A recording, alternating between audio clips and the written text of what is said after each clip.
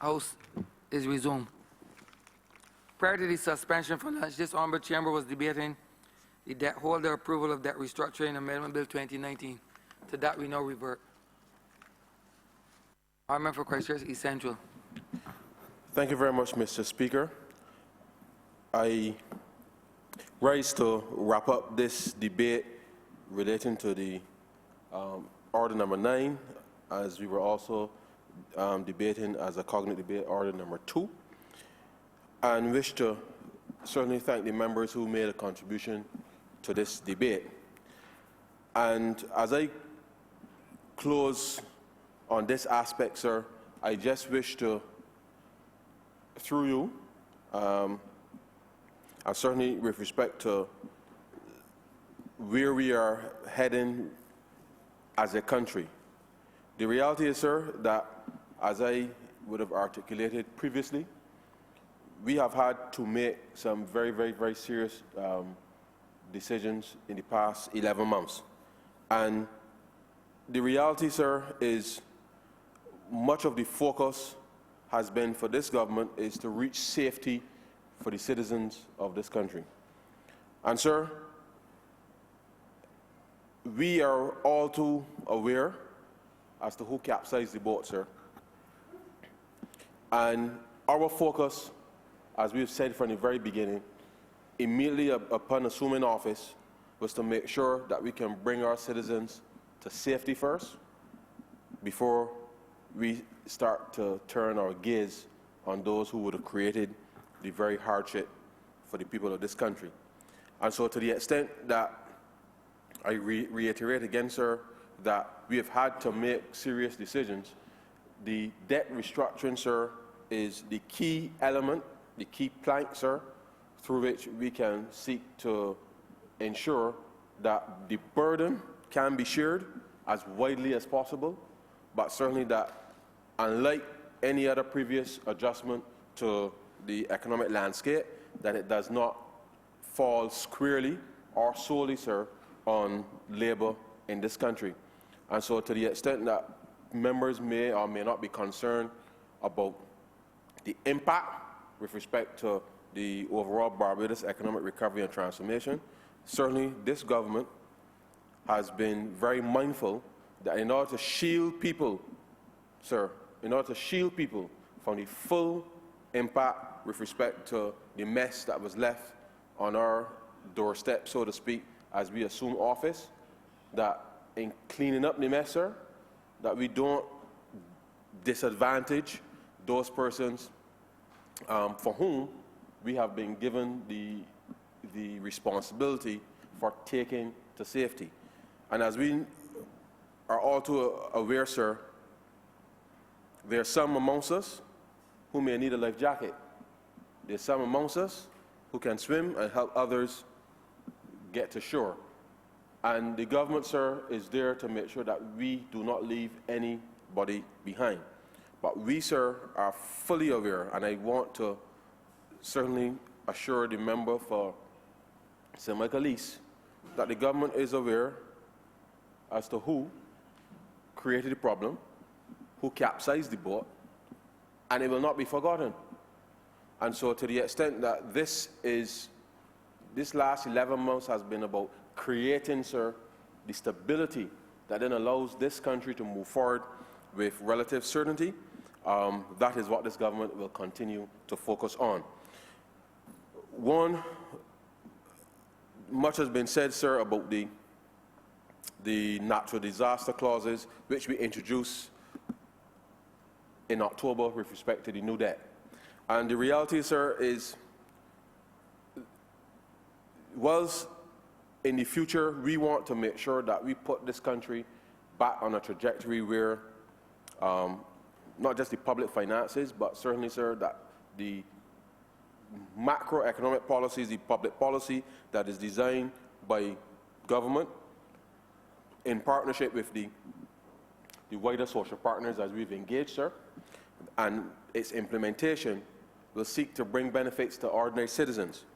And whilst we cannot determine who the population may wish to vote for in the future, one of the tenets that we would like to think out of this experience that will come about is that persons and the electorate, hopefully, in the future, sir, will be much more cognizant of who they send to this place to represent them, such that we don't find ourselves with a situation where governments now are spending monies that they don't have and then seeking to tax the ordinary citizen, not delivering the public services that the ordinary citizen would like to see delivered in a futile attempt, sir, to bring what they call homegrown plans. And the reality is, sir, as we have sought to rescue this country, sir, from economic ruin, the debt restructuring have exercised would have created an opportunity, sir, for the government to look at the way that it's been managing the public finances, whilst at the same time providing space in the context of allowing the government now to start to rebuild the trust with the citizen. And as I said, sir, as we go through this particular phase with the settlement of not just tax refunds, but arrears for goods and services that were provided to the government, whilst at the same time, sir, as goods and services are currently being provided, that they will be settled in a timely manner, such that businesses and individuals can plan, government can plan, that, sir, provides some element of trust, again, element of confidence to allow for persons to be able to carry out their business. And the truth is, sir, in that vein, whilst we cannot dictate who the electorate may or may not vote for in the future, and these clauses that we've included here with respect to natural disasters, sir, do not in any way contemplate that a future government creates a disaster with respect to the management of the public finances in the way that the previous administration did. And so therefore, the citizens of this country must be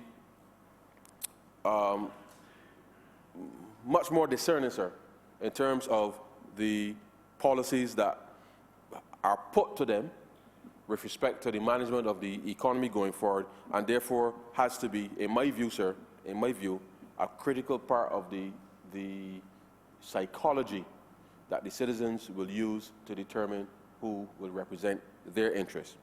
But that said, sir, these amendments today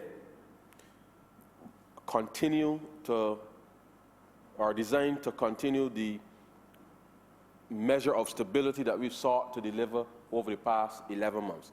And I cannot stress how important, sir, maintaining stability in the macroeconomy is critical to making sure that the government in of itself can help improve the delivery of public goods and public services. Because the reforms now to be undertaken, or continued, I should say, and seen through to the end, can only take root, sir, in an environment where there is relative certainty with respect to the management, the overall management of government and its affairs. And this is critical, and the Ministry of Finance, sir, and certainly the rest of the government will work to make sure that the process with respect to the implementation under the Barbados Economic Recovery and Transformation is seen through, such that we're in a position to deliver, as the Prime Minister says, on not just the manifesto promises, sir, but to make sure that Barbadians can see and feel and experience, and certainly many of the young people, sir, in your constituency, sir, and mine, and the rest of us in this chamber, want to see, as we have started, sir, with respect to the trust loans, want to see an environment where there's more and more growth with respect to the business opportunities that they are now seeing. And so it is certainly our view that with respect to the prepayment clauses, and as we pay down a lot of the arrears under the program, sir, that as money starts to circulate in the economy, that yes, we are aware that persons may, on the one hand, use some of the monies to pay down some debt that would have built up.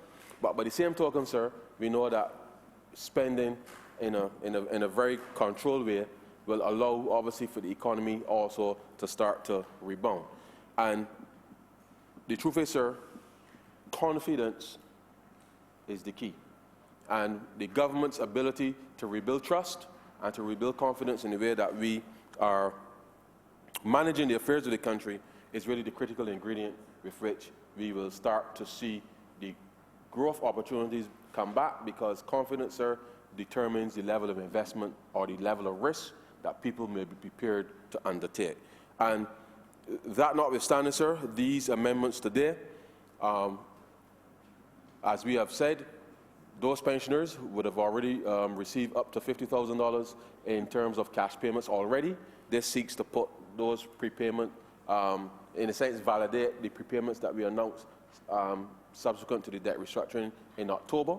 And going forward, sir, as a government, as the member for St. Michael South Central so eloquently indicated, the mere fact that we are talking about prepaying and actually paying persons, sir, is a signal that Barbados certainly has changed trajectory, because the conversation is no longer about when I will be paid, but certainly the conversation now has shifted, because the government has stabilized the public finances such that allows now for the ordinary citizen, or for those persons who were owed certainly by government either tax refunds or arrears for goods and services that were rendered or supplied to the government, that they now will have an opportunity to go forward with their businesses with relative certainty. And so, sir, I just wish to, one last point before I move to the next stage, is really to commend the staff within the Ministry of Finance and the various members of the economic team, because the reality is, sir, that in order to get to this stage, sir, it is not just the Prime Minister and myself and the member for St. Michael South Central who've been working on this over the past 11 months, but certainly the staff within the Ministry of Finance, sir, who on a day-to-day basis would have had to go through the invoices, the validation, sir, and it's a process that is still ongoing. But the reality, sir, is that we've reached a point now where in implementing and executing this strategy, which helps to deliver confidence back to the people, that those public servants, I think, can get a sense of pride that rather than ducking from people's phone calls, as they've had to do in the past, sir, that when persons call, or if they have to call, that there's certainty with respect to when people will be paid. And the truth is, sir, as you know, there's nothing more disconcerting than when people owe you money and you can't hear when you get your money back. And certainly this Barbados Labour Party government, sir, has worked hard, tirelessly over the last 11 months to create, as I said, an environment of stability such that, as the Prime Minister would say, normal service will resume. And so to the extent, sir, to the extent that that certainty is there, the government in the execution of the budget and certainly the policies for this year is geared, sir, to making sure that that can continue going forward. And so stay in the course, sir, stay in the course, because we are still very much at the beginning of the journey. So stay in the course, sir, and making sure that we can stay on track is critically important for the country, is important for the government, is important for the private sector, such that everybody knows, sir, with certainty what the lay of the land is, so that there's no secret deal for me, there's no secret deal for you, sir, or anybody. There is a clear policy in terms of how people will be paid, when they will be paid, unlike, sir, under the previous government, when there were a few persons, quite amazingly, sir, if you wish to be amazed, that never had a problem getting paid under the last government. But thousands, sir, of businesses, thousands of people remain unpaid for goods and services that they would have rendered to the government. Thousands of taxpayers, sir, did not get the refunds back on time, whereas a few did. All we've been able to do, sir, in the last 11 months, as I said, is to create that environment of stability where all of us, sir, understands precisely what is taking place so that there's no perception of corruption, that we're all going to be treated fairly, and that is the basis on which we've crafted the Barbados Economic Recovery and Transformation. And so, sir, I wish to commend this debt holder approval of debt restructuring bill amendments to the House 2019, and I beg to move that this bill be read a second time. Question is that the aforementioned bill be read a second time. All those honourable members in favour, please say aye. Those against, please say no. Me think the ayes have it.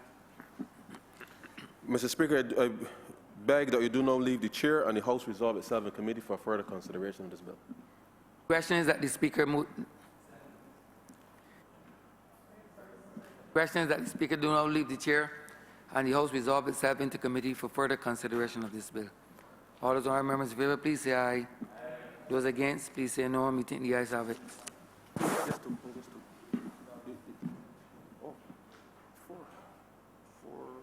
Four clauses in the schedule. This House is now in committee. Madam Chair, I beg to move that clauses 1 to 4 stand part. Question is that clauses 1 to 4 stand par. All honourable members in favour, please say aye. All honourable members against, please say nay. Methinks the ayes have it. Schedule. Madam Chair, I just wish to propose one spelling correction to the word schedule in the document, and beg to move that the schedule as amended stand part. What is the correction? Sorry, the correct spelling of the word schedule in second schedule. Section 2? Oh. Part 1. Yeah? Okay. So I'm just, sorry.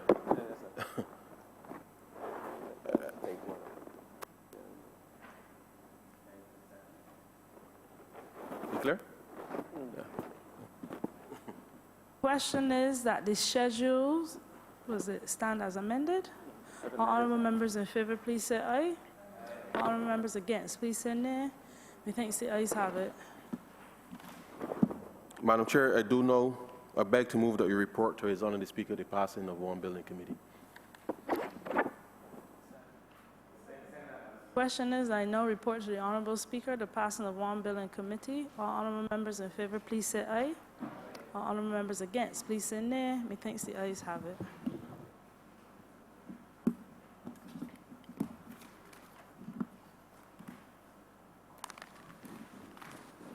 Chairman of committees has reported the passing of one bill in committee. Mr. Speaker, I beg to move that this bill be read a third time. Question is that the aforementioned bill be read a third time. All those honourable members in favour, please say aye. Those against, please say no. Me think the ayes have it. Mr. Speaker, I beg to move that this bill be now passed and cited as the debt holder approval of debt restructuring Act 2019. Amendment, sorry. Question is that the aforementioned bill be passed and so cited. All those honourable members in favour, please say aye.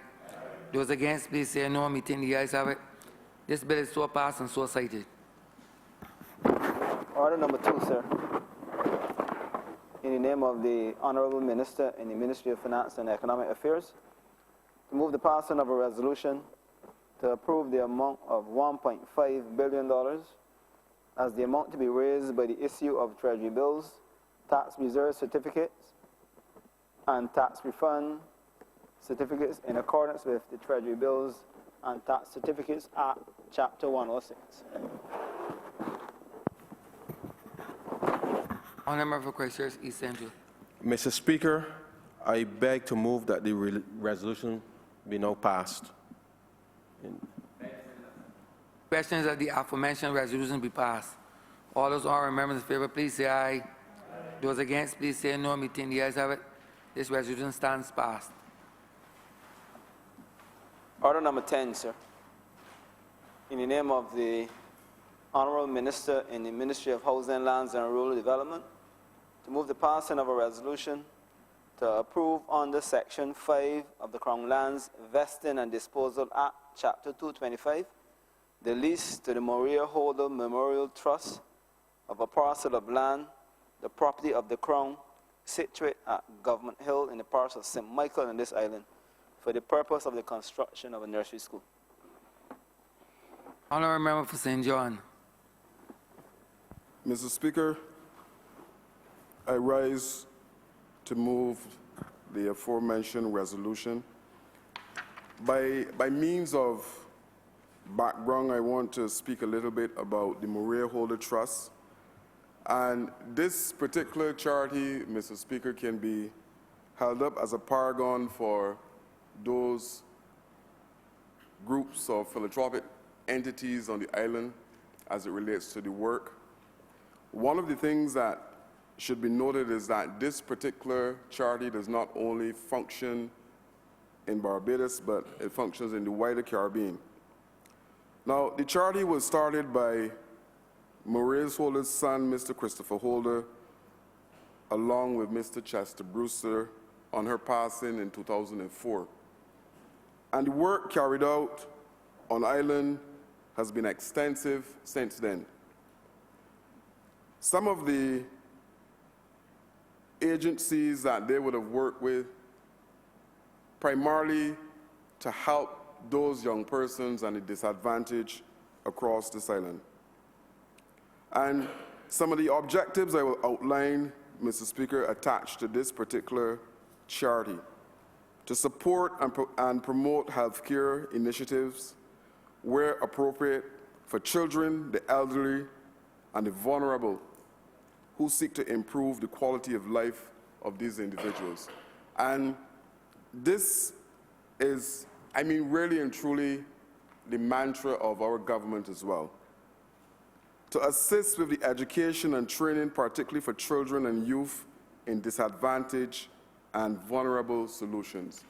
And we look at the scope of their work across this country, and you would see that they're making meaningful contributions in every sphere, in almost every single area. And I'm hoping at some point in time that the constituency of St. John can also benefit from the initiatives of this particular organization. And I just want to list a couple of the things that, or a couple of the projects that they were engaging so far in the country. Now, they've worked with the Barbados Defense Force emergency medical facilities.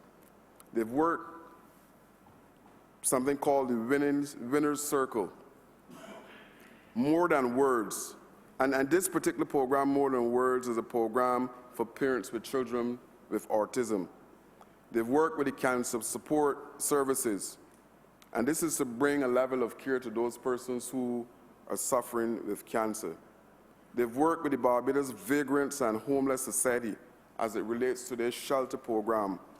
And this is like trying to find a home for that particular organization. Special needs educational projects, and this resolution ties right into that particular initiative. They've worked with the Pinelands Creative Workshop. They've worked with the University of the West Indies as it relates to providing a bus for those students who need to use a wheelchair. Sunshine Early Stimulation Center, and they're providing 16 scholarships for those young persons to engage in education. I Am a Girl Barbados, and this is another initiative that targets particularly young girls who are at risk. Mr. Speaker, the Maria Holder Trust Foundation is one that is doing work that should be imitated by a lot of other organizations within communities and on island. And they've worked with us as government, they've worked with registered NGOs at community level, they've worked with other charities as well. And I mentioned that the tenets of this particular organization extend beyond the shores of Barbados. They've worked in Antigua and Barbuda, they've worked in the BVI, they've worked in Dominica, and as a matter of fact, in Dominica, they have engaged the Ministry of Education to refurbish 6 schools as a result of the impact of the hurricane that hit Dominica. They've worked in Grenada, St. Vincent, and the Grenadines. So, in actual fact, this is a solid, very, very solid charity that is doing work on the island. And I've identified before the areas of work: education, training, healthcare, culture, emergency disaster, and poverty alleviation.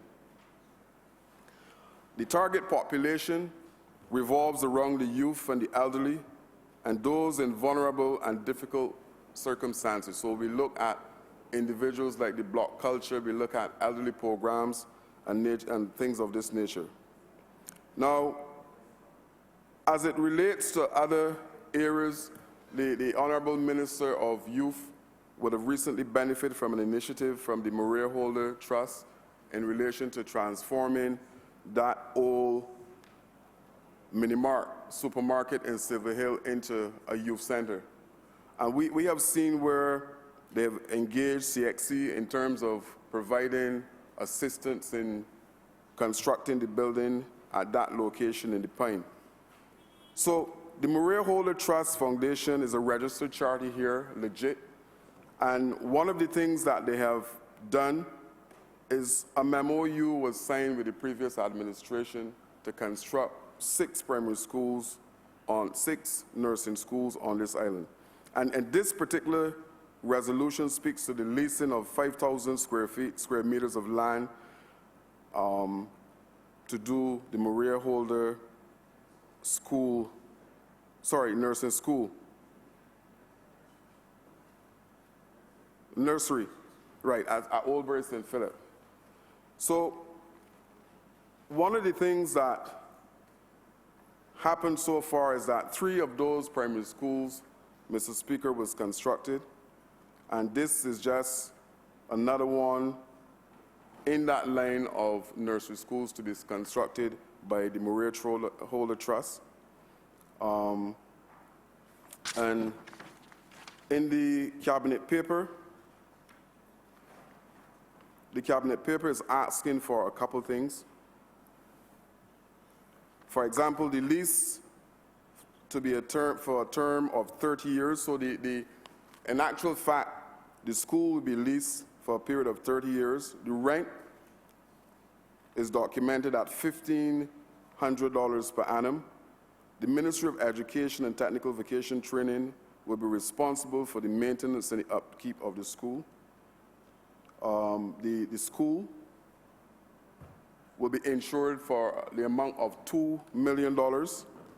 It is also documented here that the trust shall give 8 months. The trust will give 8 months' notice should they wish to terminate the lease, Mr. Speaker.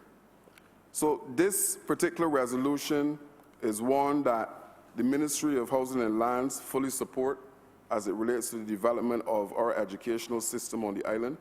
And I believe that eventually all of the MPs in this August chamber will probably benefit from the work of the Maria Holder Trust in one way or another. So I'm asking that this particular resolution be passed, and I beg your indulgence in dealing with this particular resolution. I thank you. Honourable Member for St. Michael Heath. Thank you, Mr. Speaker. My legitimacy for participating in this exercise is simple. This is located in the haven of academia. I always like to think about Springer School, St. Giles, both St. Giles School, Charles F. Brooms, Belmont School, Rantley Prescott School, the BCC, Barbados Community College, and the Israel Level Foundation. I heard special mention was made of Pinelands, but the Israel Level Foundation, who also take a major responsibility in complementing everything that the other academic institutions are doing within the community, sir. That location is also signaged by a major investment of an estate belongs to a member of this site. I understand that he has about 60 to 100 units somewhere on the southwestern side, and that sandwich it between there and to the other side. We have the property that used to belong to Colonel Wickham, an outstanding journalist and academic who contributed in many ways to the development of Barbados. It is also to the left-hand side of the property of the Honourable member of the opposition, the nominal opposition here in Parliament. At some point, we have to look at the acquiring of the land that was once owned by Colonel Wickham. Sir, apart from its physical location, it has a number of important elements that one must take into consideration. It is a school that works hand in hand with Charles F.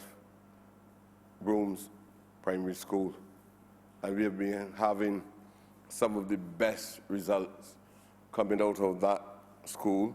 I believe it's the physical environment plus the other positive factors that contribute to it. Some very good teachers and people of all different social types, but all coming from some very stable family backgrounds. The family background is also, in some cases, challenged by the next extreme. Sometimes, some of the children, because it provides the opportunity for a very wholesome environment. So you would not find, when we have institutions of this kind, and I call it an institution, it's a kind of play a part for the young people in that community. And you know, the young people, especially in my community, they have a lot of energy to dispense, and if we don't have a wholesome environment in which we can throw off some of that extra energy, sir, we're likely to divert it into areas which might cause a major challenge. All I want to know is that the facilities there, including this play a part, will reach out and embrace more people from the direct area that's in close proximity to it. So I expect people from the Ivy to be able to play on, have access to the Maria Holders playground, the park there. I expect the people of the Pine, which is on the southern side, to be able to come to that little university as well, sir. The truth is that if children don't have these kind of outlets, it's very difficult for them to moralize the leisure time. At a very early age, when they are most vulnerable and most malleable as well, it is always good to have them in that kind of environment where a lot of positive values can be imparted to them. So that whole element of discipline, having an idea of what is right and what is wrong, learning to respect authority. The interaction there allows for them to be able to respect authority, provided that it's the right authority. It also helps to cultivate an acceptance for knowledge. If you get the wrong kind of information being imparted, then the things that we offer as education, it does not appeal to the children. And you know, sir, sometimes some children find it real difficult to learn a poem with a stanza that only got 2 lines. And then you can get a child participating in vulgar exercises verbally, because that is what they hear. That's the kind of environment that they're in. Every little institution of this kind is of great help to the development of the kind of persona that will come out of St. Michael's East, and to another extent, St. Michael's Southeast, and in general, because of the quality, according to a lot of man-made judgments, because out of the quality of the students that are being produced in that healthy environment, which the physical expressions of the talents also contribute to that healthy environment, you have people coming from as far as St. Philip, people from Christchurch, making sure that those two schools that are in close proximity is a major central point everybody comes to get the best for their children. And if you look at the results of the efforts in comparison with the results of the efforts, even with some of the schools in close proximity, this is a major addition to the contribution that is being made there in that community. The thing about the same school that I'm talking about is kind of pre-primary, a nursery school, and the plant is only a complement of everything that is happening there. The truth is that children can interact better. They learn to appreciate, as a result of the social environment, people of all different social backgrounds. They learn to interact better.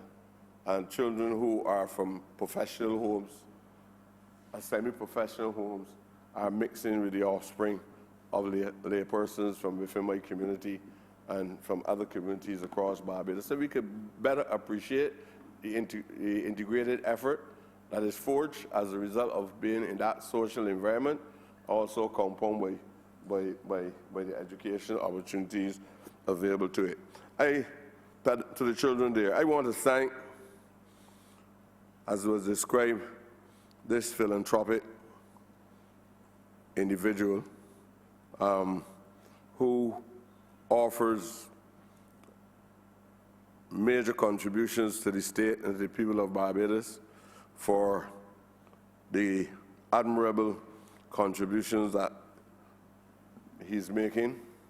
Last time I heard him, he said that this was part of the in the will, apart from the material and monetary benefits coming out of it, there were certain immaterial requirements that his mother requested of him.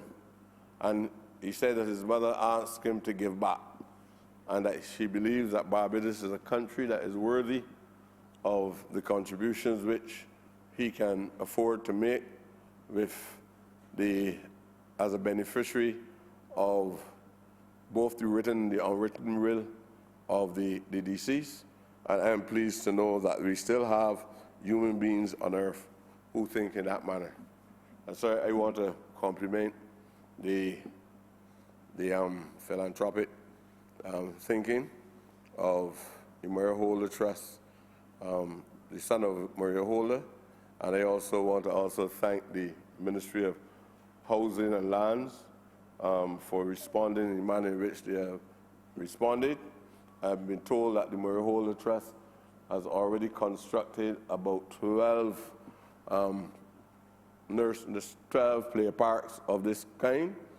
I've heard that they've been contributing to the educational plan as well.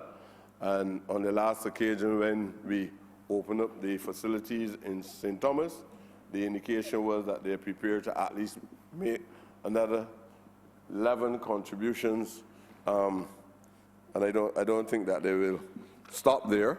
I would really like at some point to request them to contribute to the botanical gardens so they can come up and help us to achieve the development of the botanical gardens, which is so badly in need of funding, and help us to, since I know that they have a social conscience, help us to really achieve the completion of that facility as well. So on the behalf of the people of my community, on behalf of the government of Barbados, I want to thank the persons for making this important contribution, and I support this resolution, sir.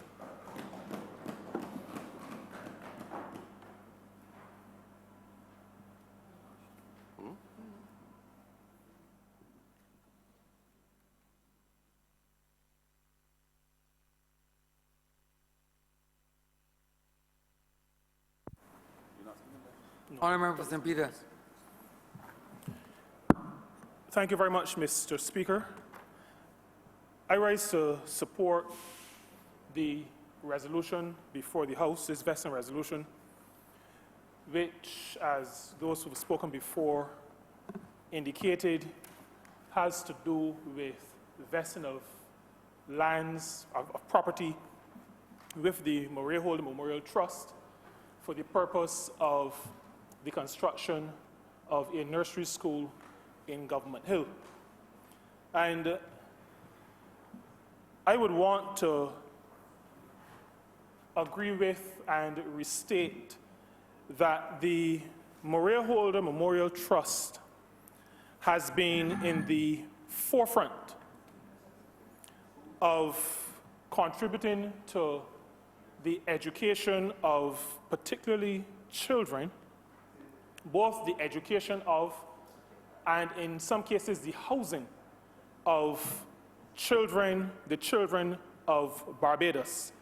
And when I say they've been in the forefront, I will want, as the minister responsible for the third sector relations, to say that I'm saying in the forefront, and I am specifically referring to the quantum, the dollar value quantum of their contributions in the areas that I've identified. The reason why I want at the outset to indicate that is because there are other third sector organizations, other civil society organizations that are also involved and have been involved for quite a long period of time, but do not have the same level of financial backing.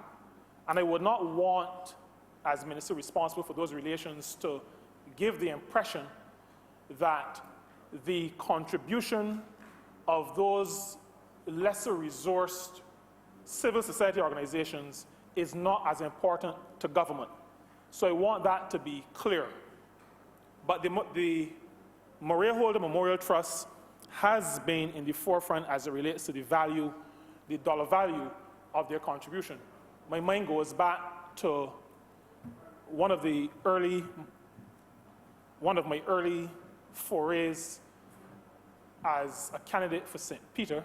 Well, before I was a candidate, I was assigned by my Right Honourable predecessor to attend the opening of a refurbished Fars Children's Home, which is now the Marina Brewster Home at Fars.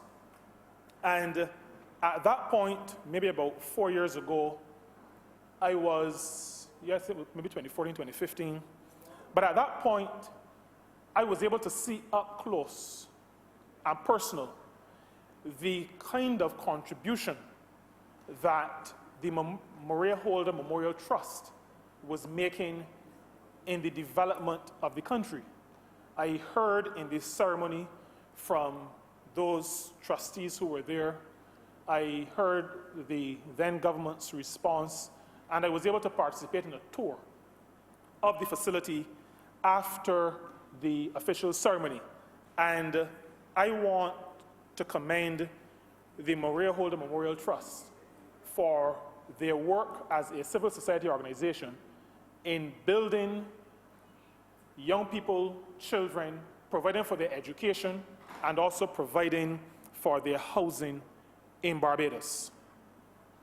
Now, Mr. Speaker, investment in children and young people is critical to the growth and development of a country, critical to the growth and development of a society.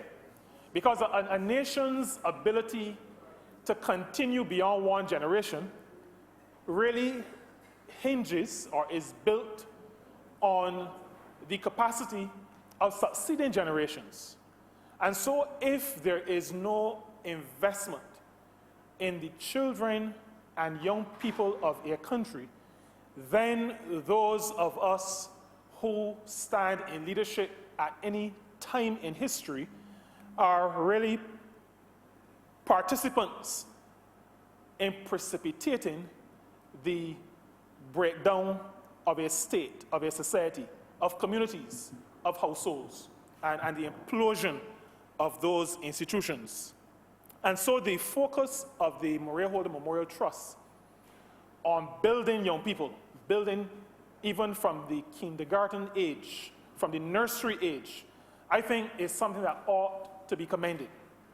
I do not believe that it is any indication that any generation has been lost but it is a recognition that while some organizations will speak to and address the issues of youth, older people, working people, that there have to be some organizations that address people at the point where they're now developing their values, where their ethics now come into being, where they're now beginning to understand themselves and decide on what is right and what is wrong, what is good, what is bad.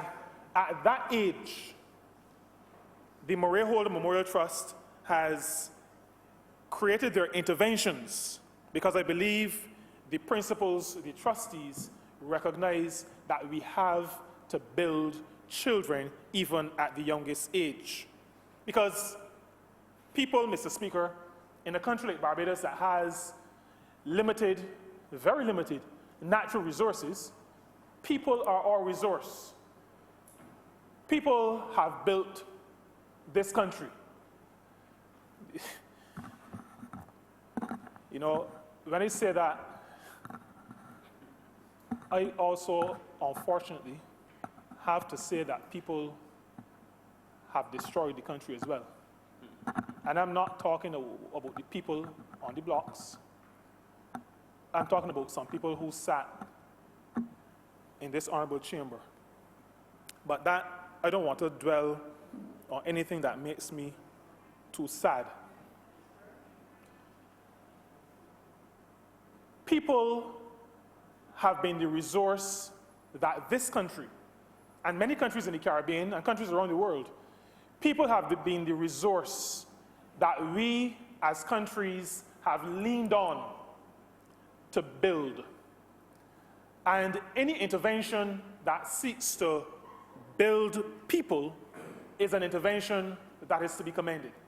And I recall in the earlier debate, the debate just concluded that the Honourable Member for St. Michael South Central spoke to the fact that were it not for educational opportunities, that many of us would not be in this chamber today. And I want to add to that, to say to you, Mr. Speaker, but particularly to the country, that those who attempted not too long ago to destroy the aspirations and dreams of ordinary working class young people in Barbados were themselves beneficiaries of educational opportunities, but sought, when the going got tough, to kick down, as we would say in St. Peter, the ladder that they stepped up on. And I say that, Mr. Speaker, knowing and understanding that were it not for the country as a whole deciding that the country would pay for the education of young people rather than asking individual families to pay for their own children's education, that the country would do it as a collective. Were it not for that situation, many of those who try to destroy the dreams of youth would not have been in a position so to do. And I want to say that as a country, we have to recognize that building our people is preeminent. It must have first dibs on the resources of the country, because the people of the country, the people of Barbados, will build Barbados.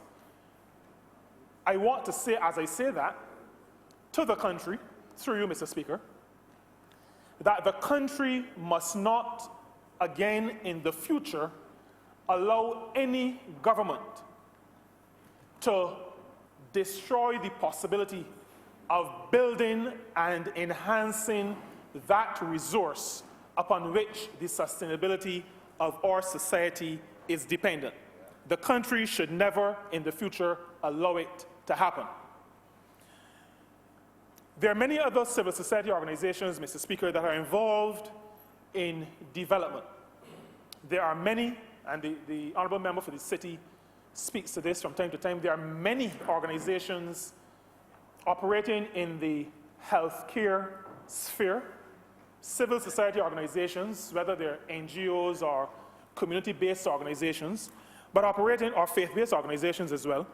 In civil society, many organizations out there that are working hard with whatever resources they have to contribute to the building of a society, whether it is actively promoting building and development or addressing deficits that they may see, issues that need to be addressed in order for people to be able to live in a society in some degree of comfort.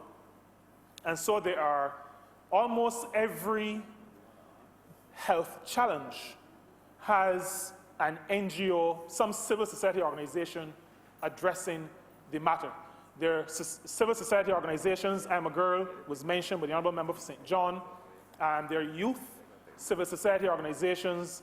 There are civil society organizations that address various what sometimes communities or societies refer to as minority issues. But these civil society organizations are critical to the development of a country. In the best of times, a government will not have the resources to address every need that needs to be addressed in a society, even in the best of times. And so governments, successive governments, rely on civil society organizations to use the term, pick up the slack in the project of nation building. There are many issues, all of which are important, that need to be addressed. Government cannot do it alone, and government, this government in particular, the government of which I'm a part, we all in here are a part, is a government that recognizes that we need to partner with those civil society organizations that have as their mandate the building of our society and the addressing of some of the critical needs that exist out there in our society. And so this government is committed to assisting and to the facilitation of the development of the third sector. The third sector, and I am always conscious that while we speak in this honorable chamber, there are persons who are not in here and who may not understand everything that we say. So when we speak to third sector, most people know about the public sector, government and its related entities, and I think most people know about the private sector, essentially business organizations, commercially oriented organizations that exist to make a profit for those who have invested. And then there's the third sector, which is made up of civil society organizations and generally evolving out of volunteer activity, but increasingly becoming more structured. These organizations, because of their birth and in some cases because of how they've developed, there have been certain issues that have arisen that have mitigated against the continual development of some of these organizations.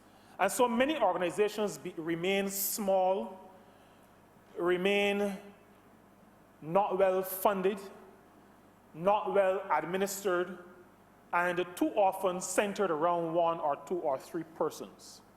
And so there are issues of governance. And coming out of issues of governance, then there are issues of credibility. Organizations become credible when it is recognized that their governance, how they are managed, how they are structured, can bear the test of scrutiny. You would understand, Mr. Speaker, why this Barbados Labour Party government would see this as an issue. Because ever since assuming the office of government, of managing this country, we have placed what may be termed extraordinary emphasis on governance.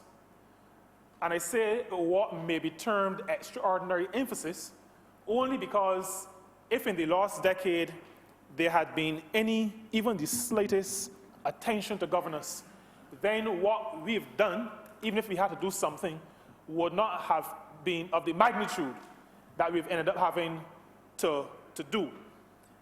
But governance is an issue in third sector development, the development of civil society organizations. Accountability has also been another issue, could be considered part of governance. But how does a civil society organization handle and manage its resources? Because it wants to attract additional resources. But in order to attract additional resources, those who would give need to have some comfort that the organization that is requesting funds or the organization that they are thinking of supporting will handle those resources well, properly, and in a way that benefits the intended beneficiaries of the work of the organization. So that governance and credibility and accountability all impact the ability of a civil society organization to attract additional funding. And then, Mr. Speaker, there is the issue of the sustainability of third sector organizations. Anybody starting an organization wants the organization to live on.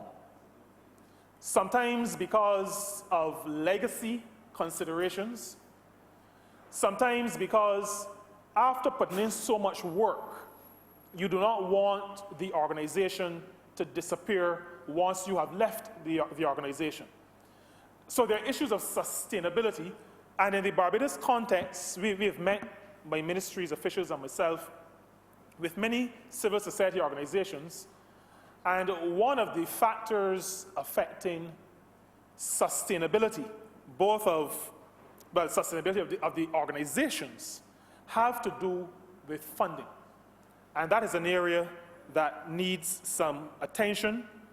There are also other sustainability issues that would fall under the whole matter of governance and how other people are involved and included in the civil society, the specific civil society organizations. Mr. Speaker, these are issues that have to be addressed because civil society organizations, I repeat, address critical social needs in a country, address critical needs that a government is not able to address.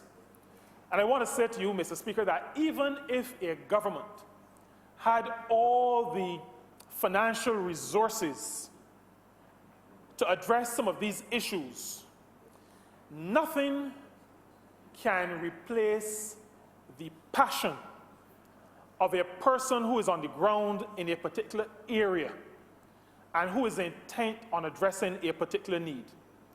And so, Mr. Speaker, if I speak to, let's use, for example, a cancer society. A person who has lost a family member to cancer will have a passion to find help, as in the cancer support services, help for those who are afflicted by the disease. They will also have a passion to see increased research on finding cures for the disease. And I speak to it, Mr. Speaker, because I have lost relatives to the disease. My sister, who I loved dearly. Nobody can replace the passion of a person who has encountered that kind of loss. It cannot be replicated by finding a public servant to lead an organization to intervene in that kind of a matter. And so it is important that civil society organizations are supported and are facilitated because that passion is important in addressing the particular social needs that the organization has been set up to address. There's also the benefit, Mr. Speaker, of the funding inflows. And this is a tangential benefit because this is not the reason why civil society organizations are set up. It is a tangential benefit, but it is a benefit that is important to a country, especially a small, open economy like ours that is vulnerable to external shocks, that is dependent on external activity for foreign exchange inflows. And so the donations that can come from external sources to civil society organizations become an important consideration for a country such as ours. And this government is intent on developing the civil society organizations, the third sector, so that this tangential benefit can assist the country in its macroeconomic development. There's also the other benefit of encouraging volunteer activity, volunteerism, encouraging people to get involved in organizations where the lives of individuals and communities can be touched directly, not through public officers, but directly on the ground by people who are passionate. And as we look around the landscape at civil society organizations, we recognize that they draw onto themselves persons who are similarly passionate about certain issues. And these civil society organizations, these third sector organizations, have that potential and indeed have demonstrated that they are able to galvanize volunteers to put their energies, to put their resources, and to put their mental capacity into driving the work of these organizations.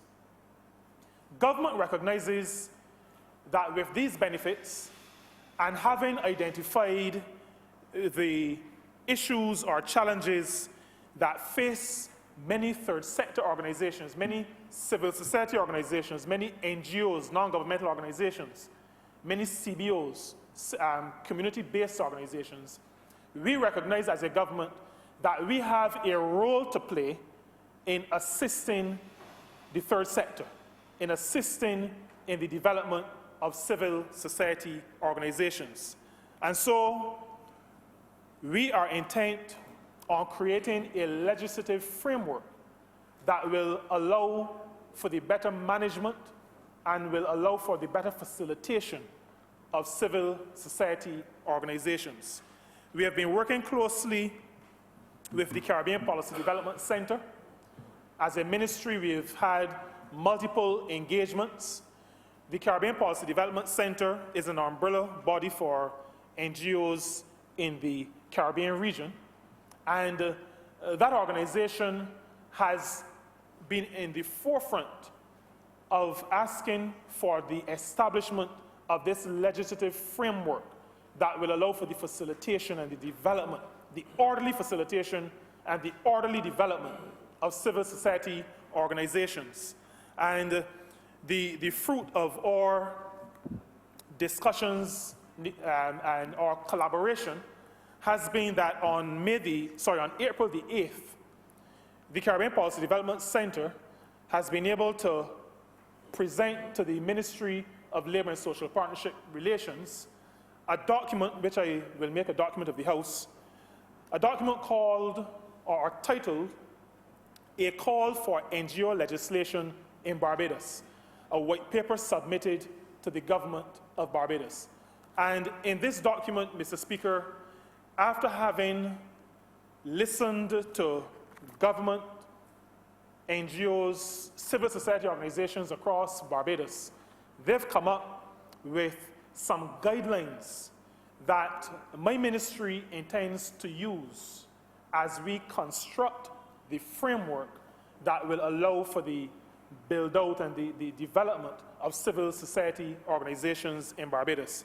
And so I would like to, in this honorable chamber, thank the program director and the staff of CPDC, the Caribbean Policy Development Center, for all the work. I also want to thank the JEF program of United Nations Development Program, UNDP. They were integral in assisting the Caribbean Policy Development Center in the process that has led to the creation of what they've termed a white paper on the call for NGO legislation. I want to thank both CPDC and UNDP for the work in this regard, and to say to them publicly that we will be using their work, our work, as we build out the framework for civil society legislation, that framework that will allow for the building of capacity and the improvement in the possibilities for these civil society organizations to be able to effectively do the work that they are so passionate about. I want, Mr. Speaker, to reiterate my support for this vesting resolution. History has shown that the work of the Maria Holder Memorial Trust has redounded to the benefit of Barbadians. The Marina Brewster home at Fars is in my constituency, and I go there every Christmas, and we spend time with the children, members of my branch and myself. And, you know, Mr. Speaker, when people, but especially children, are in a facility that looks good, that looks as though people paid attention to it, the children respond. And the children who live at the Marina Brewster home, a home that was redeveloped by the Maria Holder Memorial Trust, those children act with a certain degree of pride in their surroundings.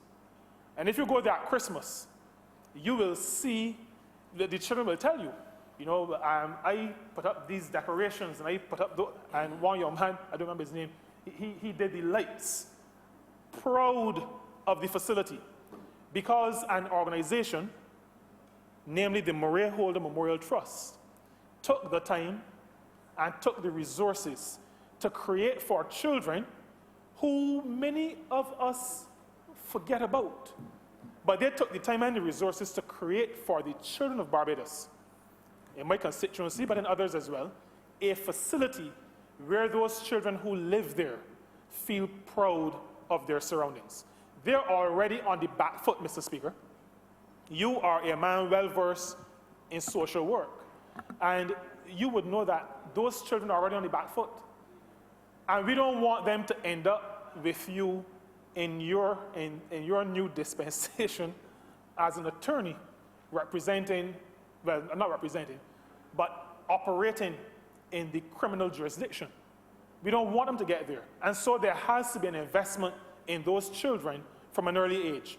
And the Maria Holder Memorial Trust has been working assiduously to ensure that the young people of this country are given a chance. I want to support not just what they've done in St. Peter, but around the country. We've seen what they've done, and I want to use what they have done to say to other civil society organizations, you may not be as well resourced, but based on your size and on your capacity, you could be proportionately as impactful and create as much benefits proportionately as an organization like the Maria Holder Memorial Trust. I want to say to other civil society organizations, government recognizes your work. Government sees your role as important. Government wants to partner with you.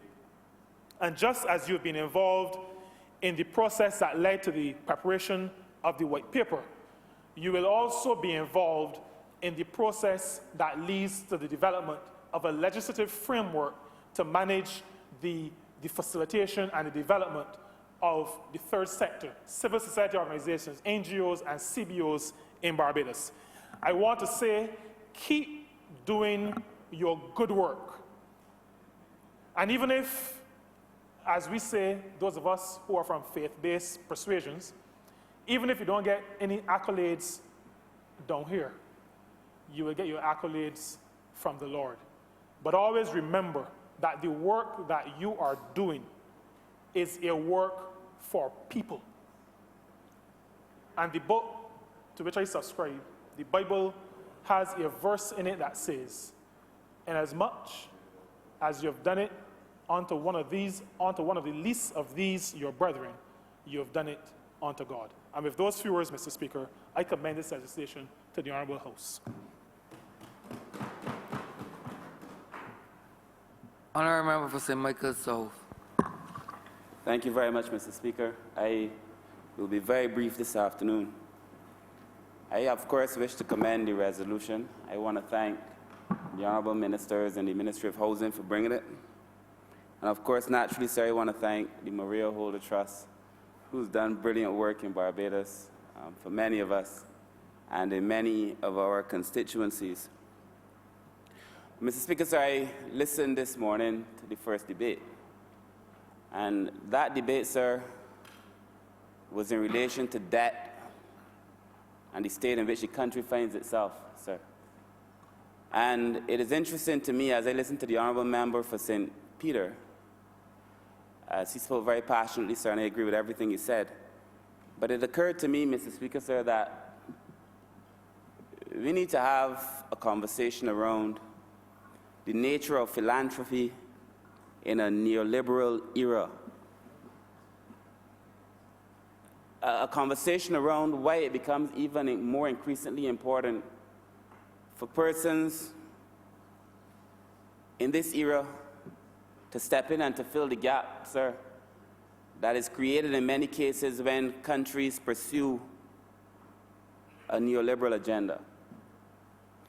And Mr. Speaker, sir, I believe, sir, that at the onset I should say that the Maria Holder Trust is the embodiment in many ways of what a good philanthropic organization should be.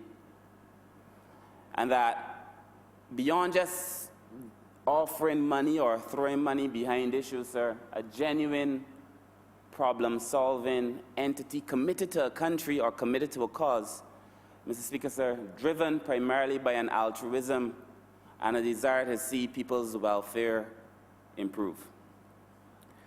And I think, Mr. Speaker, sir, it is important to have that conversation about why these organizations become increasingly more and more necessary. And as a country goes through difficult times, it is necessary for other people, other entities, to carry some of the burdens, sir, that traditionally would have been carried by the government. Most of the governments in the Caribbean, sir, come from a different philosophical background. We weren't all of a neoliberal mind in the early days, Mr. Speaker, sir. We had a philosophy, sir, driven by Keynesian economics, the idea that the state plays a larger role and that the state should be the driver of most things. And as the state becomes less and less equipped to be able to deal with those things, sir, we need more and more support from NGOs, from these large charitable organizations, from deeper organizations involved in philanthropy, sir. And therefore I feel, as I listen to the debate this morning, I listen to the one we're having now, that we need to talk about this in a neoliberal era. Sir, and what do I mean by that? Sir, most of the islands in the Caribbean, most of them, if not all of them, sir, found themselves having a debt problem. Most of the islands in the Caribbean, sir, if not all of them, found themselves struggling to be able to finance themselves and to pay their bills. And it is interesting, Mr. Speaker, sir, that as the world has somehow converged on the idea, driven by the Washington Consensus many years ago, that you need to have a neoliberal policy agenda. As the world converged on that idea, many of the smaller countries find themselves becoming increasingly poorer and poorer. More and more difficult for small countries to be able to survive. And that there is a relationship between the economic policies that you pursue, the philosophy that drive it, sir, and the realities that then eventually face countries. It is no surprise to me that many of us go to the IMF or have to go back to the IMF or organizations like the IMF, Mr. Speaker, sir. And it becomes more and more relevant for organizations like the Maria Holder Trust to do those things even as we struggle through very difficult times, to help us through them, Mr. Speaker, sir. And I would say, sir, these policies have been very hard on people. Neoliberal policies in total have been hard on people. And, sir, if you look across the world, you know, in the 1980s, the general conversation and into the early 90s was that you have to open up your markets and have free markets and allow this and no barriers to trade and all kind of things. Big people talk for unfair and small people, Mr. Speaker, sir. And it is clear to me that without a radical and a definite and determined desire to reframe the way we understand the world and engage in the world, sir, we will find ourselves one day there, next day out, back there, sir. I feel as if we have, Mr. Speaker, sir, to understand that, you know, you're going to create these massive gaps all the time. All the time. The government is not able to do what it used to do. The policy programs that we pursue overall may not allow us to do it. And I therefore have to thank really organizations like the Trust for stepping up and for filling the gap that becomes inevitable if you pursue the wrong policies. And Mr. Speaker, sir, you know, what is measured gets done. And so we drive a country now on the desire, the idea that you must measure certain things. You must measure GDP, of course. You must measure this and you must measure that, and those are the things that you want to get done. But, sir, I am happy that this government also wants to measure the improvement in the lives of people. Because if you don't measure it, sir, it does not get done. And therefore, you could have a whole policy prescription trying to do the things that are to be measured, doing the wrong things. Mr. Speaker, sir, I spent my whole life in the social policy sector, social services sector. I've been doing community work, not to the extent to which the Honourable Member for St. Michael East has done it, but nobody here has. Very few people in Barbados have done it. But I understand, sir, that there needs to be an entity outside of the government in an era where a government now must be forced to pursue neoliberal policy agendas, especially, that fills the gap that is created by such policies. And I wanted to use this opportunity, Mr. Speaker, sir, to say very boldly that we need, sir, in this time, to talk differently to corporate Barbados. We do. And that because of the way the country, the state the country finds itself in, we also have now organizations like the Maria Holder Trust, yes, but we have organizations and businesses, sir, in our communities who do not wish to do anything for the people in the very same community in which they are located. We do. And, sir, I feel that we have to use this opportunity to call on the businesses, sir, to be good corporate citizens and to engage the communities, sir, that they are located in, and the very same people who do business oftentimes with their businesses. So that we have to have the idea of philanthropy. Yes, we need it, but we need good corporate citizens looking out for the communities too. So that in the city of Bridgetown, for example, But there ain't no more places in Barbados that got more businesses than the city, sir. You could walk through Broad Street, see a lot of shops. In the last 10 years, they admit that they had it hard. But look at the surrounding areas just beyond the city. And if you can move, sir, the thinking beyond the profit margin to the improvements in the lives of people, we could make a real difference, sir, in this country. And I will always commend the Maria Holder Trust. I got to know them when I worked at the Child Care Board. And I know that they did wonderful work, sir, for the children. But I feel that we could do more. And that if Corporate Barbados were to help the Honourable Member, whoever it is, and this time it is a good man, but if they were to help the Honourable Member for the city, sir, the surrounding areas shouldn't be struggling in the city, but there are the most businesses in Barbados in the city, Mr. Speaker, sir. And the idea of giving back has to become a part of who we are and how we operate. Corporate Barbados, individuals, sir.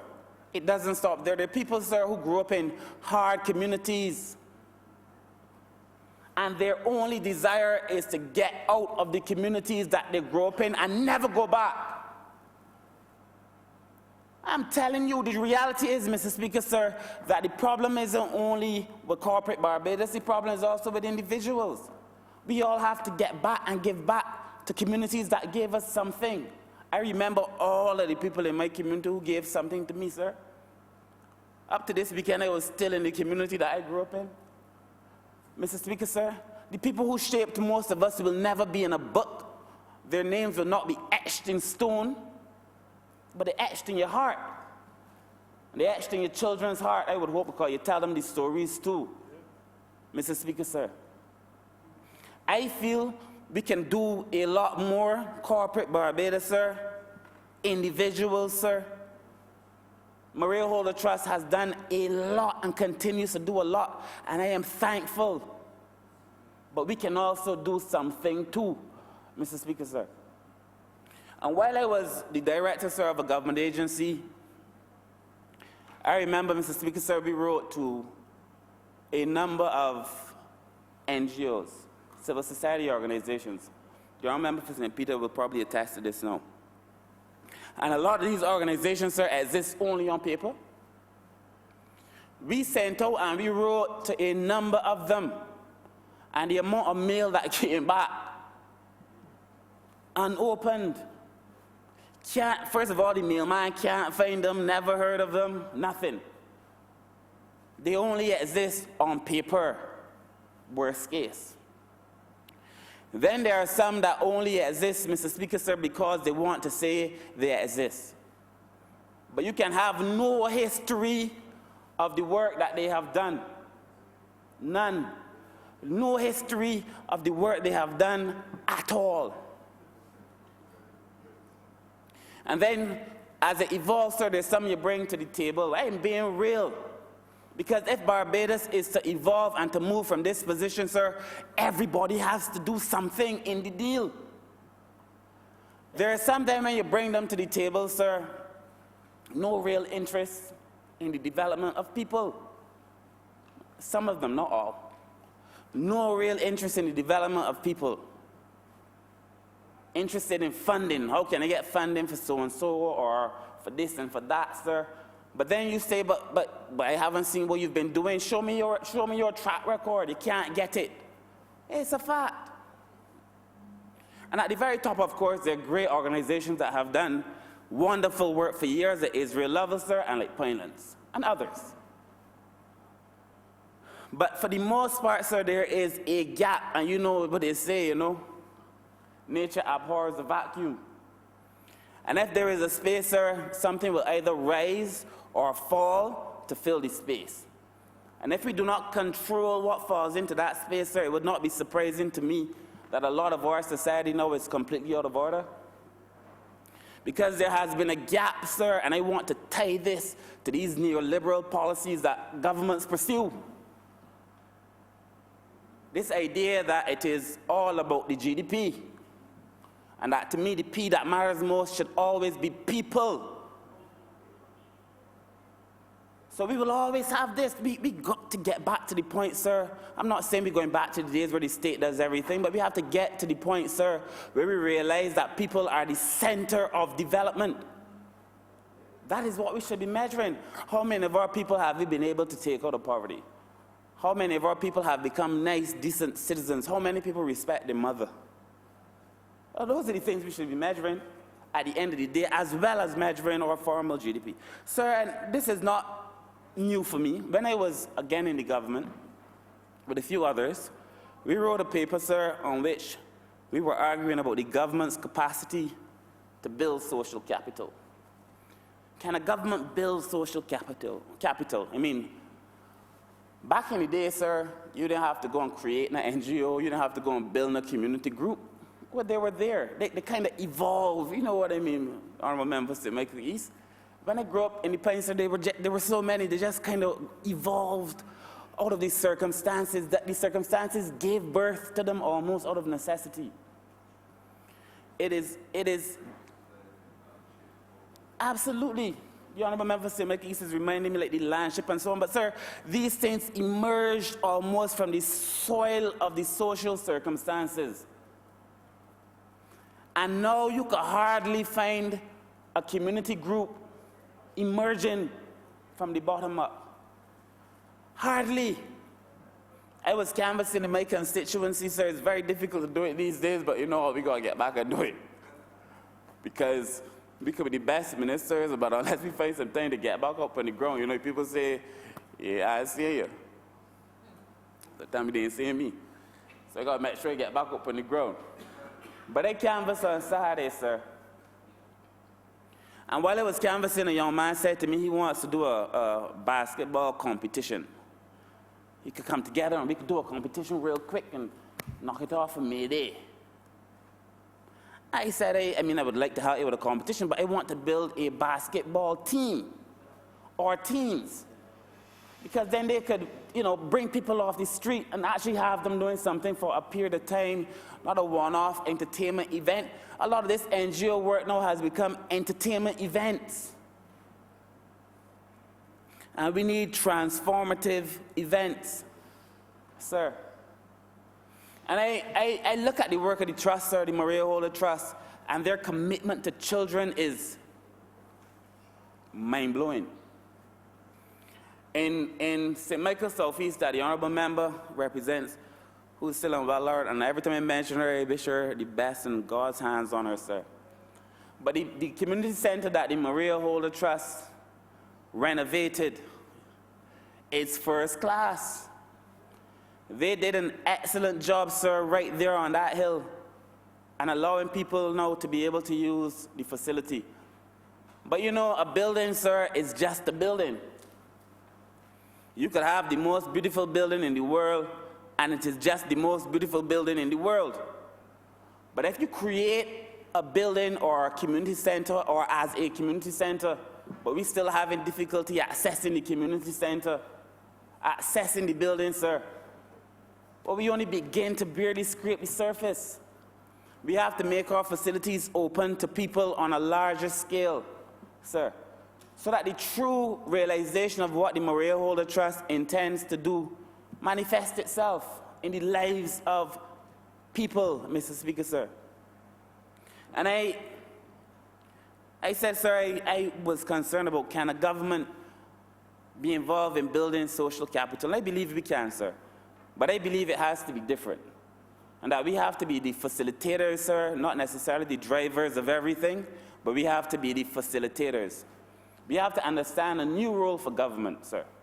A role for government that is deep in partnership with the private sector. I mean real, proper, healthy, strategic partnership that is funded in the principles of good governance. Not the kind of partnership that get involved in here in the last 10 years, sir, that occurred in the hours of darkness, sir, that you cannot find the records for, sir, not that kind of partnership. I mean real, proper, strategic, God-fearing partnership, Mr. Speaker, sir. And that we build out our societies and our communities with work through the NGO sector. The honourable member for St. Peter has responsibility for the third sector. And in my mind, that is one of the most important sectors, sir, that has to be developed. It has to be one of the most important sectors, sir, because there is a gap between what the state now does, sir, and the accepted private sector, sir. There is such a big space.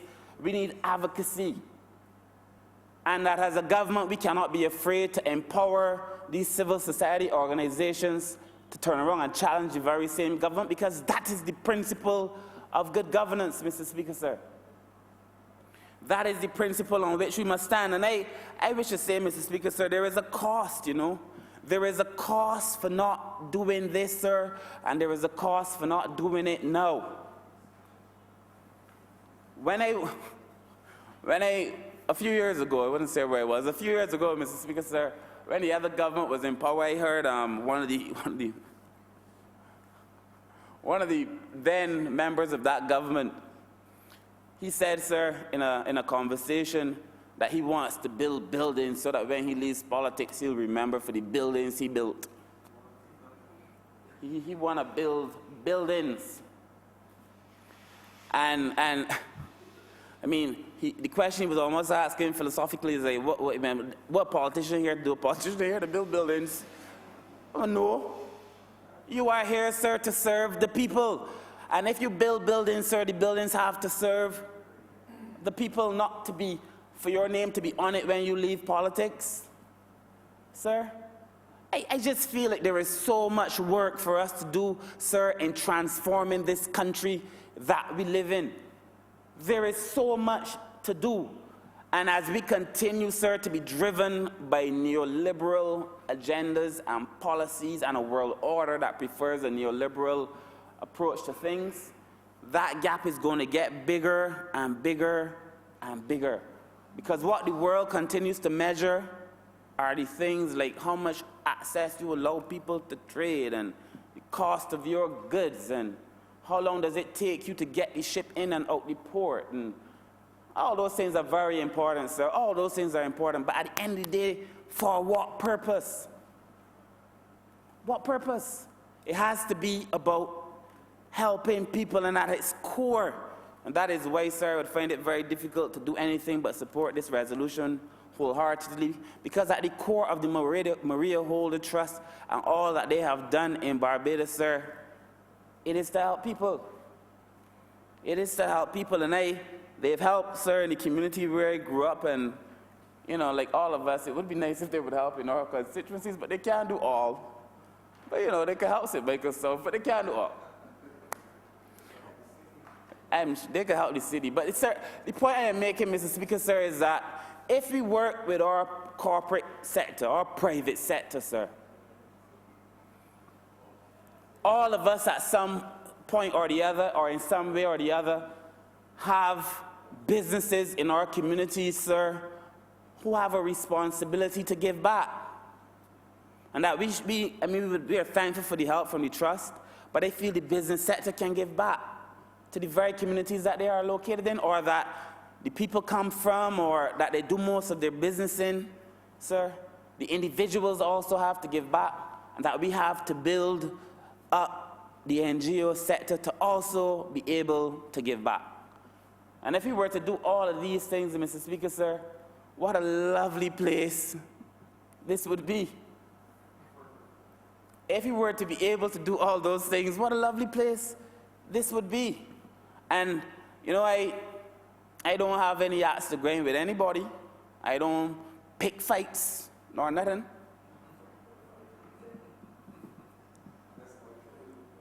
But I also feel, Mr. Speaker, sir, that we cannot let people come and bully us either. I feel, Mr. Speaker, sir, that Barbados has to know what Barbados is about. If ever I've been proud, Mr. Speaker, sir, it was when, in the beginning of this whole IMF conversation, when the IMF expected us to cower, the Honourable Prime Minister said, before we start this conversation, these are the things we got to do. Before I send my people on a long march, let me give my people breakfast. And a whole slew of social policy provisioning. straight up at the beginning of the conversation, sir. That is governance. And she did it, sir, in a neoliberal time, Mr. Speaker, sir. And I feel being a good corporate citizen, I understand, may be difficult because people want to measure their bottom line. But tell me what your bottom line does for you if you got your nice business place in a place full of crime. Tell me what your bottom line will do for you if the entire community around you is falling apart, overgrown with bush, old stuff, garbage, windows falling out. Tell me. Nobody ain't gonna want to do business with you either. So that is a very myopic, short-sighted approach to development, Mr. Speaker, sir. And I want to close as I began, sir, by saying that I think the Maria Holder Trust is the embodiment, Mr. Speaker, sir, in many ways, in the way they've applied themselves in Barbados, of what good philanthropy should be, Mr. Speaker, sir.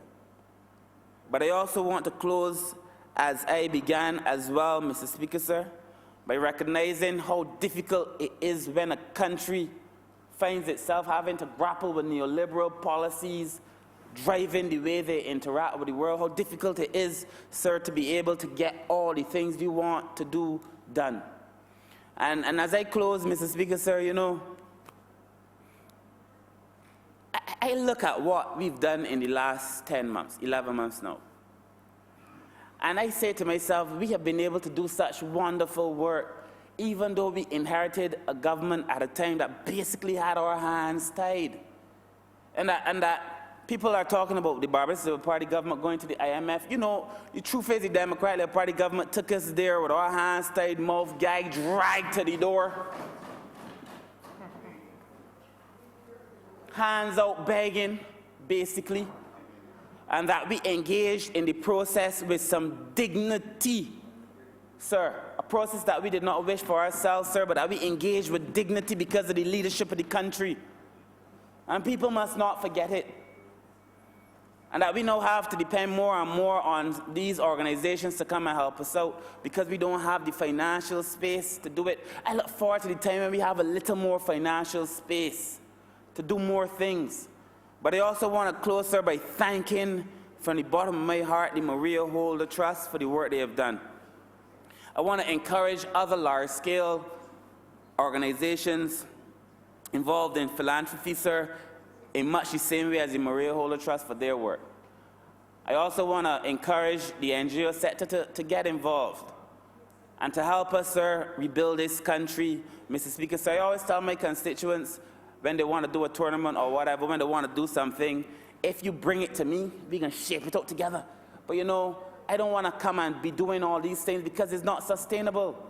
Form yourself into a little organization, form a group, and then let us work with the group, you know? And that we got to shift this whole mindset, sir, but it's going to be a national thing. So, Mr. Speaker, sir, I want to thank you. I spoke longer than I had intended to, but I want to thank you, sir, for the time that you gave me. I wish, sir, to say to you and to your constituents through you as well, Mr. Speaker, sir, that all of us are working very, very hard to improve their lives. And that we are. All of us are working very, very hard, sir, to improve their lives. But there's only, the Maria Holder Trust is only one organization. You know what I mean? They're not going to be able to do, Mr. Speaker, sir, work in every constituency at the same time. You got to get the business people in St. Michael's Central to come and lend a hand, Mr. Speaker, sir. The business people in St. Michael's South, and you know, St. Michael's South has a nice gap called Aquatic Gap. Bear hotels. You've got to get them to come and lend a hand. The Honourable Member for St. Peter has, well, you know, he's on the coast. There are many people there who could willingly lend him a hand as well. But all of us, sir, because it's not about me or you, Mr. Speaker, sir. It is about the people, and I want to thank the Maria Holder Trust for being able to help the people. I thank you, sir, for your time. Honourable Member for St. John. Mr. Speaker, I want to thank the members who contributed to this debate and thank them for the level of passion that they shared as it relates to the Murray Holder Trust. I hope that maybe at some point in time in the future, all of us can maybe birth organizations that the Honourable Member for St. Peter mentioned and the Honourable Member for St. Michael South as it relates to community-based and NGO organizations, because I really believe that that is the way that we should go in terms of helping our constituents, because it is impossible for government to do all of it alone. So again, I want to sincerely thank them for contributing to this particular debate, and I now beg that this resolution be passed. Question is that the aforementioned resolution be passed. All those honourable members in favor, please say aye. Those against, please say no. We think the ayes have it. This resolution stands passed.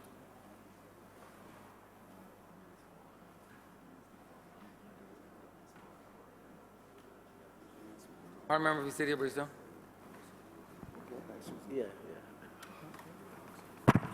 Mr. Speaker, that brings us to the end of government business for the day. I beg to move that the sitting be suspended until 10 a.m. Adjourn until 10 a.m. on Tuesday, the 7th of May. Question that this House be adjourned until the 7th day of May 2019 at 10 a.m. in the forenoon. All those honourable members in favor, please say aye. Aye. Those against, please say no. We think the ayes have it. This honourable chamber stands adjourned until the 7th day of May at 10 a.m. in the forenoon.